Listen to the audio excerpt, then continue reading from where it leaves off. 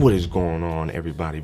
It's your man Micah back with Versatile Plays, back with PlayCast, my somewhat sorta should have been review series that I think I'm going to expand into like a mini podcast where, yes, I will probably use it to review games still, but I will also incorporate things in the realm of like news, because we've been getting some news recently in terms of gaming, and we also know we have the plethora of gaming cons and comms and all that fun stuff starting to take place in this month of May, but then rolling into June, specifically with like Gamescom and, well, that might be a little bit later, but Summer Games Fest with Jeff Keighley. So I want to use this opportunity to maybe actually incorporate news about other games as well, outside of just doing it to review games. And of course, the first thing we're going to lead with is the Horizon Forbidden West review. Yes, I officially am finally dropping that review for this game. I platinumed it a long time ago. I haven't touched it since, but I know there's been a ton of updates to the game that has probably made the game a little bit better to play from like a combat slash just a sit down and play the game perspective. So I will be interested in probably live streaming some of the game again, if not beating it on live, but actually streaming the story this time, because I did do the variation of everything in the game leading up to beating the game. So that's what we're going to start with here on this episode of the PlayCast. I can't remember what episode it is right now. It might be episode 4 or 5. I'm leaning towards like 3 or 4 though. I think it's episode 3 or 4. So if you guys are ready to sit back, chillax, see what's cracking, ignite that like button, subscribe to the channel, hit that notification bell so that way you know my videos or my live streams. Now let's get into the review. And starting with the combat, Horizon Forbidden West, I think, definitely went in a much better direction when it comes to the combat as opposed to Horizon Zero Dawn. Horizon Zero Dawn felt a lot more stiff, way more dedicated to the bow and arrow. But with Horizon Forbidden West, I like the fact that Aloy's ability to use her spear with combos and setups and leaping and frolicking all over the place. I felt like her melee definitely improved with Horizon Forbidden West. I say that to say that there wasn't as many opportunities, if you will, to really exercise her abilities with the spear like that, because most of the time you were probably going to try to, for lack of a better term, snipe people with the bow and arrow from afar. So you didn't have to really go in there and introduce chaos. You wanted to try to take out as many people as possible with the bow and arrow before infiltrating or while infiltrating, so that way you could lessen the amount of people you really had to fight at the end of the day when it came to bandit camps or rebel camps. So I think that was a small problem there. Now, of course, if your fighting style was just getting there and then fight everything known to existence in this world, then the melee combat would have worked for you relatively well, because you can string many of her combos together and just be so seamless with it. Like, you can hit one guy, and then while you're holding R1, you will shift over. You can shift over to another person, hit them, press R2, and then as she hits them, she'll bounce off of him. You can use your arrow, shoot another guy, and then come back down with the jump right back into melee. And then she has melee combat, melee game combos where they're widespread, so they are wide area effect, so she can hit more than just one person or one thing. So I found that to be really good. The only thing I will say about that too is her melee really didn't affect the machines as much as you thought it would have. Like, yeah, she can still pounce off of machines, she can bounce back off of them, whop with the arrow, but again, her melee was more focused on the people than the machines. And if you weren't really as interested in going in with melee combos and fighting with the spear with people, you found yourself lacking in that department. And so that I think actually kind of took away from the melee. But I will say that the melee was really fun to do and use and practice when you could implement it, so it's like a 2 steps forward, 1 step back type deal with Aloy and her spear melee combo. Now, her long range with the arrow. You know what I'm saying?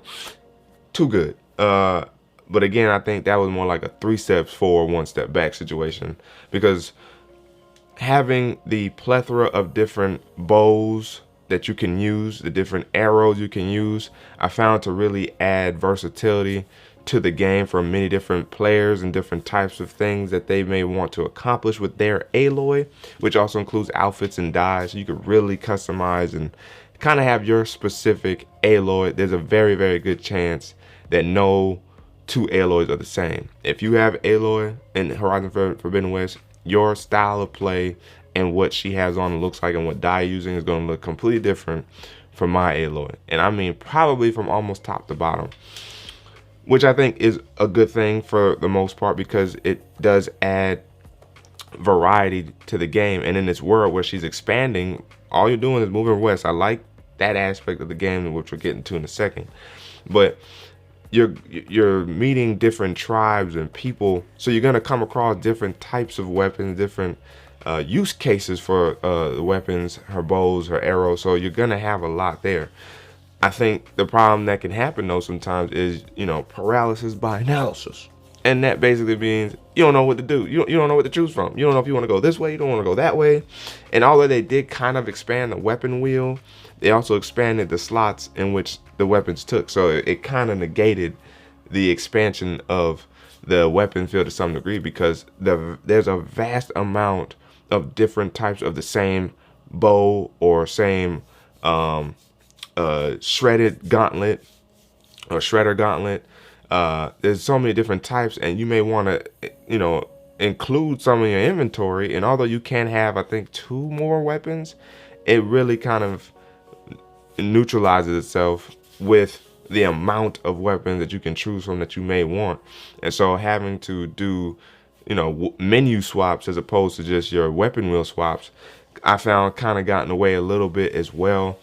And then one of the short bow, the warrior bow in particular, almost doesn't have as great of a use case, because the damage for both elemental and physical damage are much lower than the hunter bow and the sharp shot bow. And it says it's for close combat, but at the same time, it doesn't necessarily feel like it does that well even in close range as it's supposed to be used for. Now, when you unlock certain abilities in the skill tree for, I believe it's with melee, that's where you can unlock additional abilities for the warrior bow, where then it may have some additional use case, because that's where you're going to get more uses out of a lot of your artillery, if you will, is the skill tree, being able to unlock so many different additional combos and or additional weapons for the weapons. So like the warrior bow can launch, like, I don't know if it's the weapons, I mean the warrior bow, but you can almost basically launch like mines with the arrows or something like that. I can't remember off the top of my head, but basically that's what you could do with the warrior bow to add benefit to it if you wanted to use it. And again, if you're more of a melee person, you would probably have the warrior bow or different types of warrior bows within your weapon wheel. For me, I kind of sort of towards the end, and it was only because I had gotten a legendary one. And as soon as you see legendary, you ready to jump up in there. You just throwing whatever, because you finally made it to legendary weapons. So I had one in there for a little bit. I kind of swapped it out here and there for something else. But it's been some time since I played the game, so it's hard for me to remember. But from that perspective, again, it's like 3 steps forward, 1 step back. There's so much variety, which is a good and bad thing. And some of the weapons almost felt like there was no point in that even being an alternate version of a specific gauntlet or bow, you know, or blast sling. So from that perspective, overall, of course, as I said, there was leaps and bounds of improvement with the melee mechanics. That's what I was looking for this whole time, was mechanics. The gameplay mechanics definitely took a huge boost forward. Just some things that didn't go right along the way.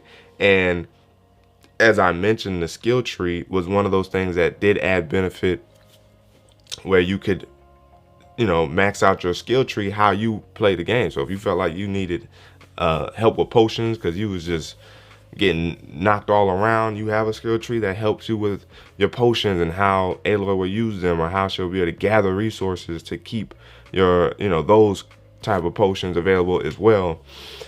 You had a skill tree for melee where you can add benefits to your warrior bow. You had of course your hunter skill tree where you can increase your benefits of your regular hunter and sharp shot bows, and even add the ability to shoot more than one arrow at a time type deal. Like, then you had the machine one, although I think that was underutilized, because again, you fight more machines than people in this game, arguably. And the machine skill tree doesn't really, I don't think it really helped. I felt like it actually regressed from that perspective. I feel like it was easier to deal with machines in Zero Dawn in terms of overriding them, and that was that. Whereas in this game, even once you max out the machine skill tree, there is no real well, I mean, it depends on what machine you're overriding, but it seems like there were still limits on certain machines that you could override, and they would just be overridden for a small period of time. Well, not small, but for a decent period of time. I did like that you could switch them from offensive or defensive, so that way they would go seek out people to take out, or they would defend you while you're doing whatever you're doing. So I did like that aspect of overriding getting a little bit more nuanced, and allowing Aloy to show that she's grown in knowledge and information when it comes to, if not essentially hacking, her understanding of these machines. So I did like that, but I also feel like the machine skill tree just didn't live up to being able to control or manipulate the machines as much as I thought it would have. So that's my thoughts on that one right there. And then of course you had your infiltrator skill tree where you could improve her ability to stay quiet, to silent strike, to improve silent strike, the resources that you would get from silent striking, and all that type of stuff. So I do like that. I did like that skill tree. So overall, the skill tree did add to the gameplay mechanics as a whole, and I did like that. Again, there was just a few things that ultimately didn't really work out the way we thought it would have, especially in a game that's kind of focused on machines for the most part. So take that for what you will, but overall it still was a great experience, and a better experience than Zero Dawn.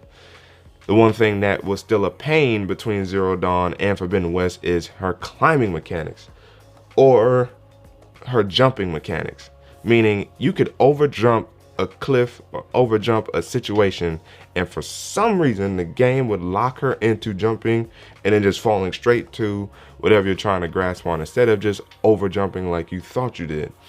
That is completely annoying, and I really felt like that really made it frustrating to climb and to play the game from time to time. It was like, yo, like, she jumped over everything. How is it that she just gets pulled back and locked into having to climb up the hill or the little mountain top? That was annoying. That was annoying. I would say that was annoying across the board. Now, again, as I said, I haven't played the game since I platinumed it, since I finished it. I will say that last time I checked, when I tried to broadcast and live stream Horizon Forbidden West, whenever I quick save the campfire, it would cancel out my broadcast. I really hope that has been fixed since then, so that way I could jump back in and actually give you guys a little more authentic gameplay experience. And since I'll be playing on New Game Plus, you actually get to see kind of what the end of the game looks like in the beginning of the game, if you will. So, so keep that in mind when or if I decide to do that. But yes, overall gameplay mechanics were solid, were a huge step up from Zero Dawn.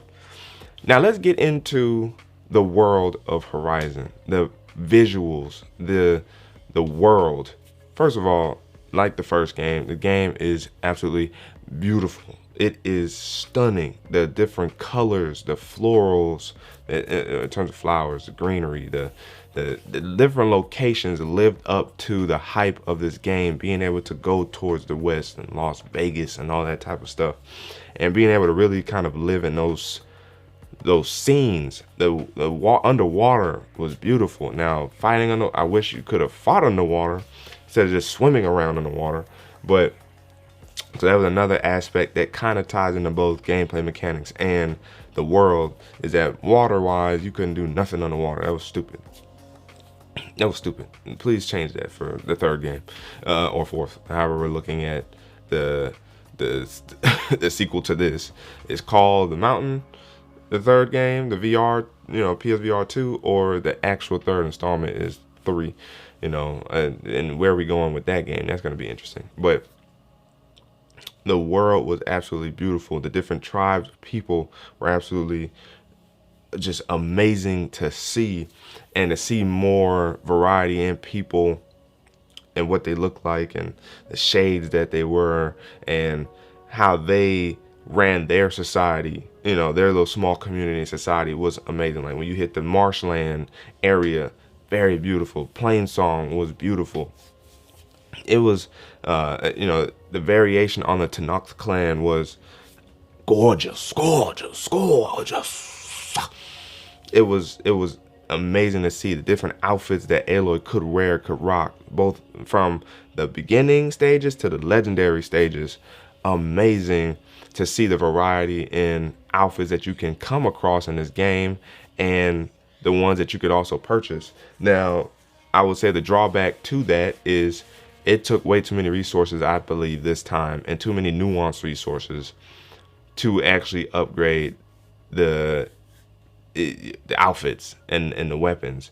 And again, this is where the breadth of the game, the expansion of this game was so great, because it really enlarged or expanded variety and versatility from one player to the next. But the problem is getting super nuanced with, the resources that you could, tear off of machines, or that you would actually, gather from machines once you beat them, or just amongst the wild. It made it harder to actually upgrade and completely max out your weapons. I think only max out 1 or 2, and once you hit the very rare / legendary stage of weapons, it's even harder to get the resources needed to upgrade, and that was also very annoying.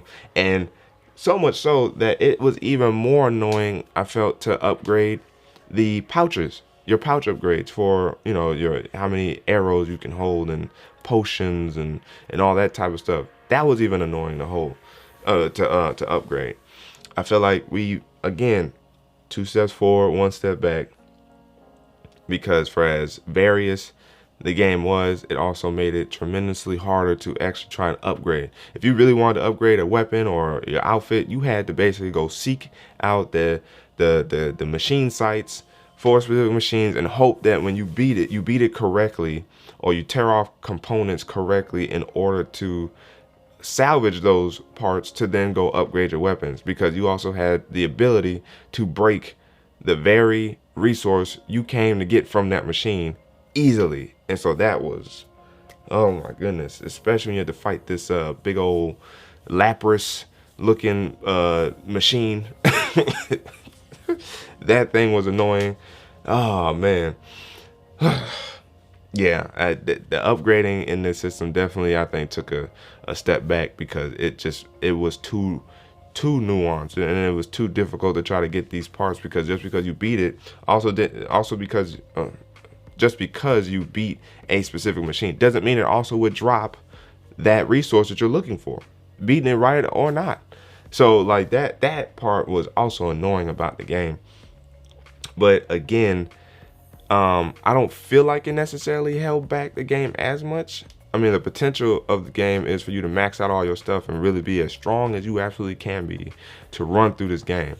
I will say that you could probably upgrade your weapons 2 or 3 times and you would be fine, but you would want those additional upgrades if you could get them.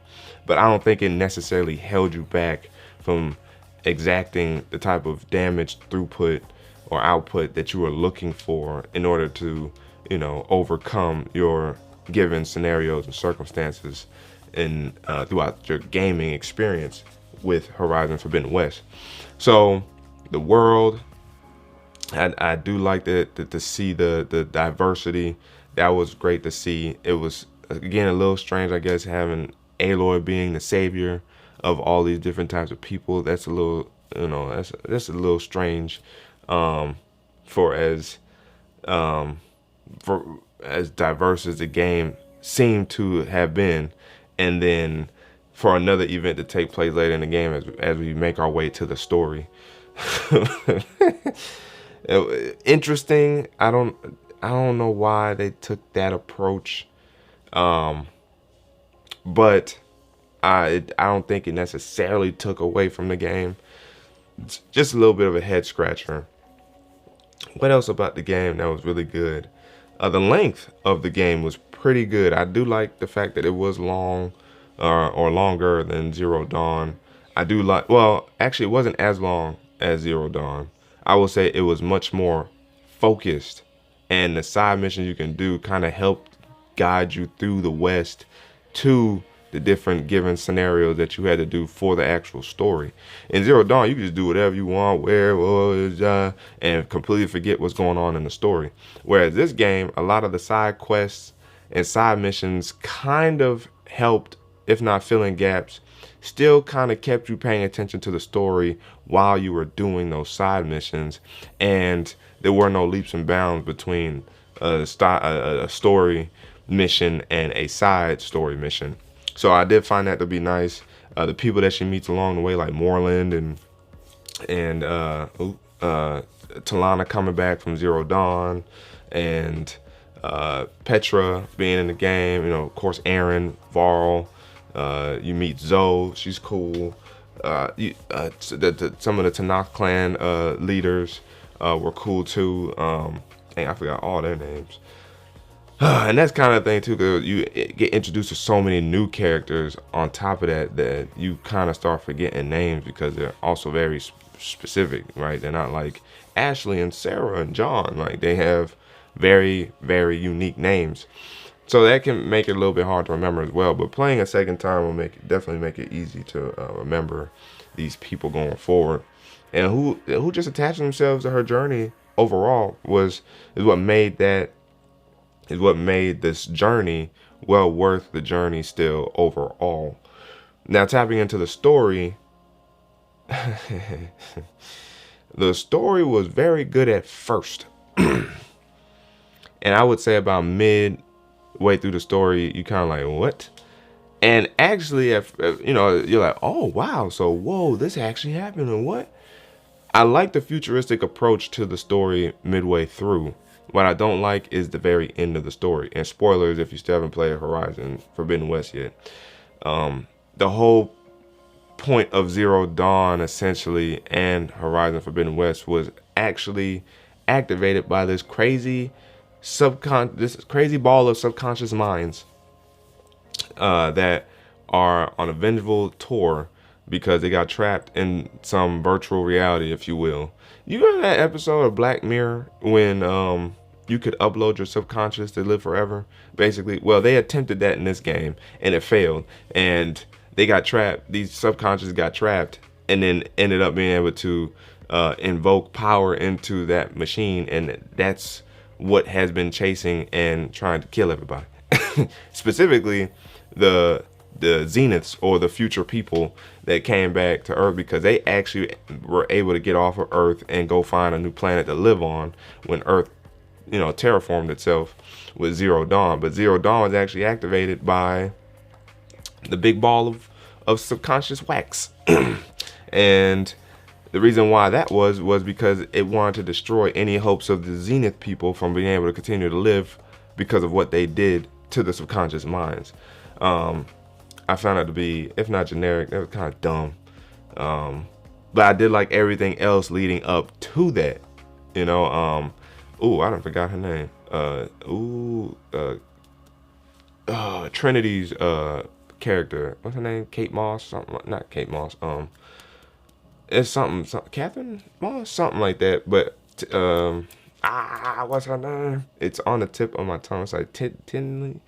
Well, her character in the game actually liked Aloy's original form, Elizabeth Sobet. They were actually together, and Aloy, of course, reminds her so much of her, but so does the other character that gets introduced, which is the other side of Elizabeth Sobet, Beta, and they literally are the alpha and the beta personalities of Elizabeth Sobet, where Aloy is a more focused, I don't care about nobody, forget relationships, I'm here to solve this mission.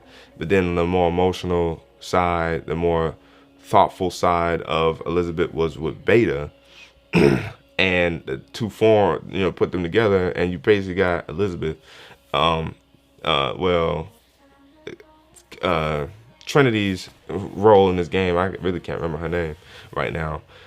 She basically kind of sort of likes Aloy / Beta because they remind her so much of Elizabeth Sobet, and they broke up back in their time, but she regrets how all that situation took place. And so really her mission was to basically kind of save Beta and really more so Aloy from this coming destruction and demolition. But Aloy was not trying to leave Earth, so they got to fight it and duke it out overall towards the end. And doggone, she turned into a doggone Transformer, which was cool. But then also strange because it really just jumped and leaped forward into futuristic territory, if you will, with the Xenas. Which was interesting. And I like most of that. I just didn't like the reason why all this was really happening. It was kind of like, what? And to me, I think that was a knock on the game as a whole, because that's kind of a dumb reason. I was really looking forward to something else, or if not, that not being the reason whatsoever. And then, we had Angela Bassett voicing Regalia. Her presence wasn't felt in the game at all either for the story. You get to see her a few times, but you didn't feel like she was really part of the story. And I think that was a problem with this game, because they had many kind of different storylines that were kind of involved together, because Regalia was essentially kind of sort of being used by the Zeniths in a small way, something like that. And that didn't work out either. So like the Zeniths, the Regalia, didn't really feel their presence like that.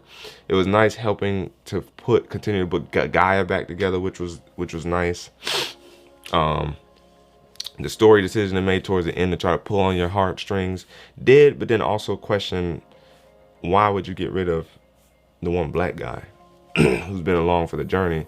I heard, who was it that said it? Kind of funny. It's like the tropey movie TV show situation where the black person always has to die. Like, that was a little strange, because why did Varro of all people have to die, especially once he done set up and had this relationship with Zoe, and she pregnant, and you want to kill Varro off instead? Like, that also kind of feeds into this single motherhood, if you will. And I get it, they're kind of warriors, but you could have killed off Aaron. You could have used the opportunity for Aaron because we all knew Aaron was not going to be able to get with Aloy. That just was not happening.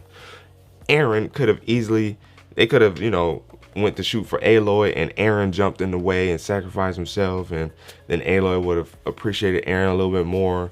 Not to say that she would have, liked him or nothing like that, but could have gave Aaron a little bit more purpose from that perspective, because we see Varro's purpose now, especially with his new fledged relationship with Zoe. So they could have definitely killed off Aaron. I don't think they needed Beta anymore after that. So Beta could have got taken out. Like, oh no, but they took Beta, so no, that couldn't have been the case. But yeah, I mean, that was kind of dumb. Like, Varro didn't have to die in that moment for sure. Varro could have continued on through the game. We could have got to see him and Zoe and them parent a little family in the third game, and they just ruined all that. That was kind of dumb. Yeah, I didn't like that.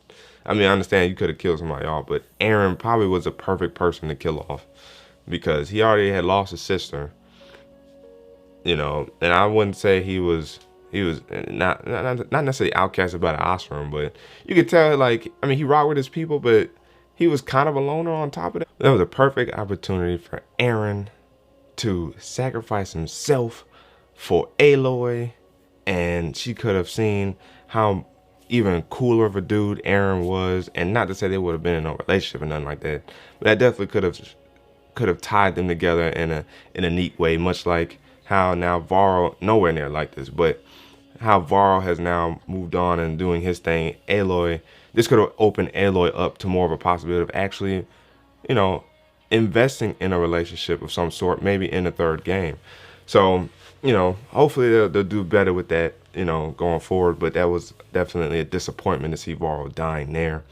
And yeah, you know, it's cool to see that machine fight at the end of the game. Regalia's redemption, if you will, although you could argue, you know, it was really how she wanted to go on those kind of terms, dying on the battlefield, and that she did with the option of sparing her life after you duel her. You know, tighten up your melee mechanics for sure, because you will be dueling her toward the end of the game. Overall, 4 out of 5, 8 out of 10. That's where I stand on Horizon Forbidden West. Looking forward to the next game and how futuristic the third game will be. Now, on to some news real quick. Some quick news. 2023 is shaping up to be really, really nice. I need to re-bring up my Spider-Man news here. Where's Game Rant? Boom, right there. And let me start this again.